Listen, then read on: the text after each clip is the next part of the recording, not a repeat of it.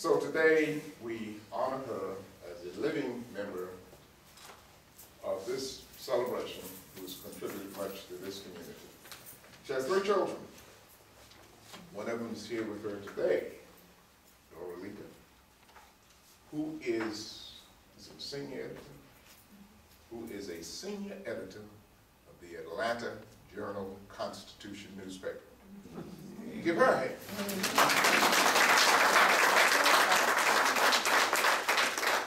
The Atlanta Journal newspaper is the only newspaper in the country where the editor wrote his column on the front page. Ralph McGill. Great man, great journalist. He was on the right side of history. And the Atlanta Journal-Constitution is considered one of the great papers in the country, and she's a senior editor there now. So, 2 other children, Luke III, and then of course her late daughter, Tamara. So today we honor one of our own, Dorothy Mandel. Tony, please come.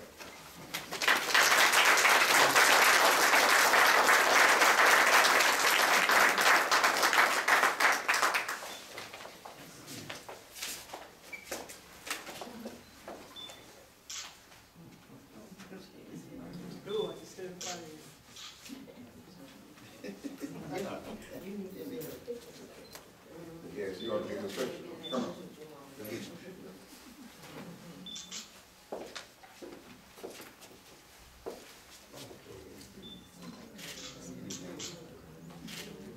Okay. Thank you, Carmen. Thank you.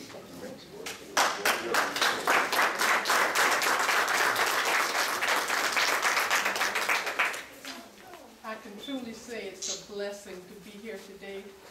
You know that they have this saying that you are not recognized in your hometown. Yes. Well, that's not true, because I'm a Sumter person, born and reared, except for about 5 years in Columbia. But I speak for the others. 6 of them I had an opportunity to know, and many of them made me the person that I am today. Dr. Wilson told me years ago, Dorothy, you have work to do in Sumter. Go out and do it. And I took that spirit when I left Toomey, and I tried to live the examples of these ladies here today. I hope that somehow the torch from these ladies will continue to be carried out into our community from all of you who are in the sound of my voice, because it was truly Madame Burgess, Wilson Burgess, that made me the lady that I am today. We didn't have many people going to nursing school then, and I didn't know how I was going because I didn't have the money. But she said, Dorothy, prepare yourself. And I did. When we went to take the test, a lot of us, and I was the only one that passed. She was so proud. So I would get my little $2 from Madame Wilson in Columbia to help me through school. So I hope that we can take the torch from these ladies and carry it forward. And then years from now, you will be a part of this. Thank you so much for coming. I see so many people that touched my life in a special way. Thank you.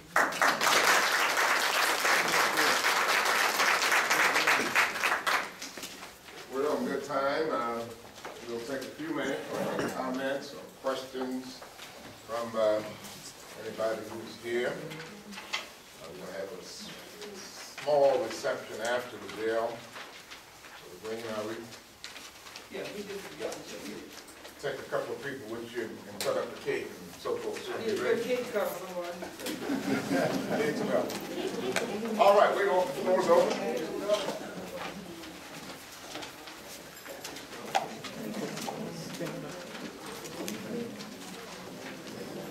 Oh, yeah, I'm sorry. Councilwoman, Iona Ryan. Let us hear from you. You can't politician in the house and not give anything from them. First, give an honor to God. And I'm very appreciative appreciative for this function this afternoon, honoring these fine ladies. It is indeed a blessing to be amongst such royalty. And God is so good. So I will take this back to City Council and let them know what the Lincoln Heights are doing, and let them know the tribute that was given today.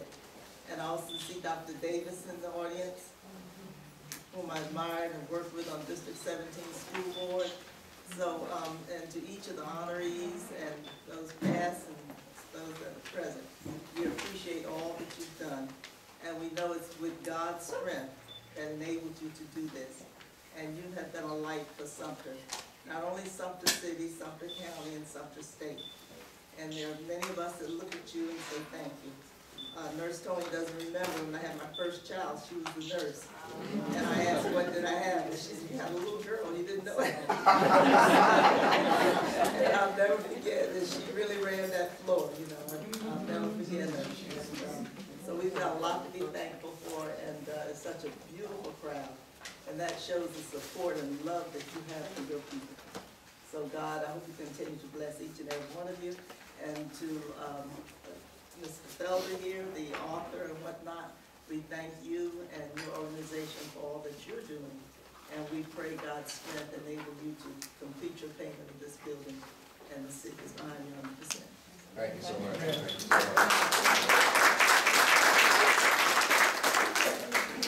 Pastor. To God be the glory. It is indeed a privilege and a pleasure to be here, and to be here with one of the torch blazers in the Goodwill Presbyterian Church. You have done the right thing by recognizing and honoring her work and her faithfulness. She does the same thing in the church. She kind of helps me to be the pastor that I seek to be. And we're so very grateful, and we give God thanks for her each and every day. To God be the glory. Thank you all for the wonderful work you're doing. Thank you.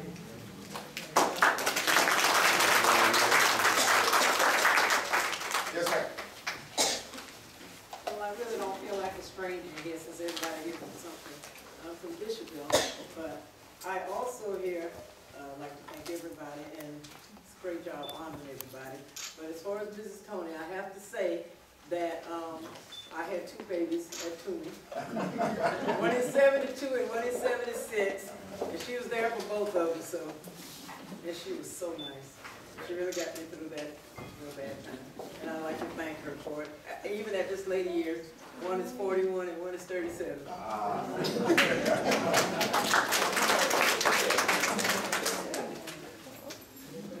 Other comments? Still got 10 minutes? Other stories, questions? Mr. Felton, I want to Hear the voice. Oh, for say on behalf of all the honorees, and especially to Mrs. Tony, and to the rest of the black women, that you have a role, that you have a rich heritage in the community, and that you also have a rich heritage in Let this crowd go away from here without challenging it a little bit. Serious election coming up. Serious election. We can really make some changes this time around. We have 911,000 African American registered voters in this state. That's one-third of the total. The last time we had a chance to vote for governor, only half of us went out to vote. And what did we get? We got Nick Taylor and some other mean-spirited people up in the State House. Now we have a chance to undo that this year. So keep talking it up in your church, in your social groups, fraternities, sororities. This is a good fight for us to get in. When Dr. King was appointed to Dexter Avenue Baptist Church in Montgomery, Alabama. He replaced a man named Vernon Johns. He'd been the pastor there for years, and he was preaching social gospel even back then. He was challenging his congregation to get out and petition and march and all that. Vernon Johns, great man. But that church was a silk stocking church. It was a church of the professionals in Montgomery, Alabama, and the professors from Alabama State University in Montgomery. And it was a quiet church. They didn't say amen. They didn't say hallelujah. Not that church. They were quiet. And they didn't like Brother John's preaching this social gospel stuff. So they ran him off. But what really got him was when he started selling vegetables on the church step on Saturday. Now that really got him. So then they chased him off, and Martin Luther King came in and really fired them up. They didn't know what they were getting. Vernon Johns used to say, if you see a good fight, get in it. Well, this election is a good fight, so let's get in it, all right? There's nothing else we're through here. We have a little, yes, sir. Brother Felton, excuse me, Brother Felton. Yes. I came here for the sheer reason of Miss Tony, and I'm that voice behind you now because ever since I came back home, these halls were my halls of running and hiding, and the stairwell was a favorite place to be around. Okay. But anyway, most of the ladies that we've talked about, they've touched all our lives in one way or the other, and all have been the benefit of the good. And ever since I came back home and been working with the city of Sumter, I've had the great pleasure of working with Miss Tony on establishing the Hope Centers here in Sumter. And as she always tells me, no matter what you do or how great you do, there's always room for improvement. Miss Tony, we're continuously trying to do that. I've got to run to another meeting, so I won't be able to be here for the social part, but I want to thank you for all the direction that you have given me and my folks, the direction and guidance. You're that individual that you praise, but at the same time you give a good spanking when it's not right. So to all of you, I thank you very much and was glad I had a chance to participate. And I wish you always the best, Miss Tony, and continue to let me know what I can do to improve. Thank you, sir. Y'all have a good one. One other thing. Oh, yes, ma'am. One other thing. Good afternoon or good evening. I am Tiffany McCants, a native here in Sumter, South Carolina, and I'm here with my mother, the Suffolk County Auditor Larissa Anderson McCants. And I just want to say just a few words on this afternoon, this evening. As I sat here, I've learned a lot on this evening, and we're here as a representation for my father, Leon McCants, better known as Chuck. He is a graduate of Lincoln High School many, many years ago. Our church member, Brother Baker, Carl Baker, and I am just floored by sitting here listening to the great works that so many of our women have done from and in the state of South Carolina. I definitely want to say a couple of things, and I won't be very long, one of which, as it was discussed with Mrs. Wilson Burgess about she liked things done a certain way, and she wanted you to be very, very cautious of how you were to carry yourself. I would like to say to you that I am a graduate of Furman High School, and one of my former teachers is in this room today, Mr. Dreyfus Williams. And I'm here today to thank you, Mr. Williams, for all of your hard work and dedication, because today I can say that a lot of what I do has been taught by you. And as I remember, he would stand at his door as the bell would change the bell would ring for you to change classes, and he would stick his hand out and say, "Shake my hand, dear sister." And if you didn't shake his hand with a sternness and look him in his eye, he would tell you, you have to go back down the hall and come back again and try again. So today I'm here to say, so a lot of times I travel for Morris College. I'm employed with Morris College, and when when I shake people's hands, sometimes they say, why are you shaking my hand so sternly? Why are you so hard? Or why are you doing this? And why are you doing that? And I say, because Mr. Dreyfus Williams told me to. So I just would like you all to know that I appreciate everything that I've learned today. And I appreciate the work, the hard work that you all have done. Congratulations, Mrs. Tony. My mother also sat here and said that she delivered you as well. She brought you to me as well. And I'm a 1977 baby, so thank you so very much. And again, Mr. Williams, thank you so very much. Thank you. I'd like to add to that. Our auditor is speaking. I wasn't going to say anything, but good evening, ladies and gentlemen.